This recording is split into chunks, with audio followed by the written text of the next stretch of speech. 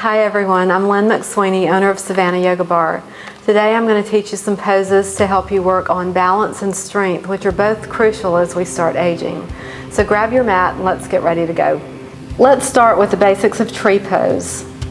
Begin standing with the feet just under your hip bones.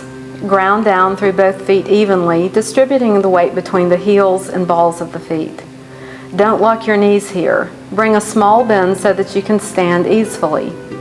Stack your shoulders over your hips and knees over your ankles.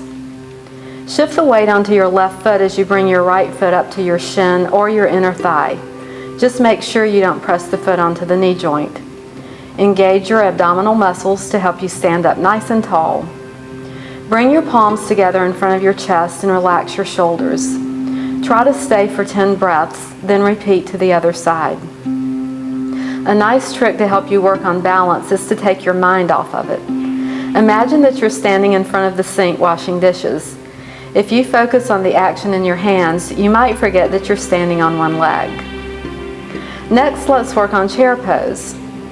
With your feet and knees together, inhale and reach your arms overhead. As you exhale, bend your knees and imagine you're sitting into a chair that's just a little too far behind you. Allow your tailbone to drop toward the floor so that the back stays long. Remember to keep those abs tight. Shift most of your weight onto your heels as you lift your heart. Work on keeping the arms long and straight as you reach them overhead. Another variation of chair pose is to bend the knees as close to 90 degrees as possible and reach the arms straight forward. You want to create a nice long line from the crown of your head to your tailbone as you lengthen and stretch the spine.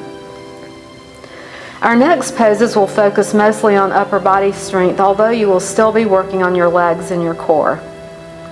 Come down to your mat onto hands and knees for plank pose. Bring your hands directly under your shoulders and then take your legs back into plank. If you get tired or need to modify the pose, please lower your knees to the mat. Extend from the crown of your head back to your heels. Take care not to let your hips sag toward the floor. Pull your navel up toward your spine to keep this from happening. Reach your tailbone towards your heels. Challenge yourself and see if you can work up to holding plank for 1 minute. A nice variation but still challenging is forearm plank. Instead of working on your palms, come onto your forearms and interlace your fingers. The elbows are directly under your shoulders. Our final pose today is dolphin. This is a preparatory pose for headstand, but don't worry, you don't ever have to progress to a headstand if you feel it's something you shouldn't do. We'll come onto hands and knees and set up just as we did for forearm plank. Interlace your fingers and bring your shoulders over your elbows. Tuck your toes and straighten your legs. This time the hips reach up to the ceiling.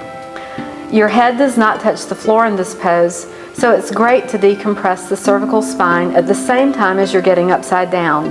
Yes, this is an inversion. If you get too comfortable in dolphin pose, walk your feet a little closer to your face to intensify the work. A nice variation is to extend one leg up at a time toward the ceiling.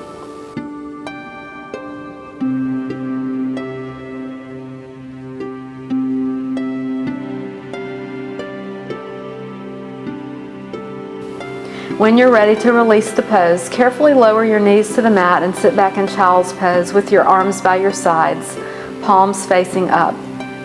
Rest here for a couple of minutes or roll onto your back with your arms and legs extended for Shavasana or corpse pose. Relax every muscle in your body and rest on your back for about 2 minutes. Great work, everyone. Balance poses not only help us build strength in our legs, but they help us take ourselves more lightly. When we balance and wobble trying to stand on one leg, it gives us an opportunity to laugh at ourselves when we meet some turbulence. See you next time. Namaste.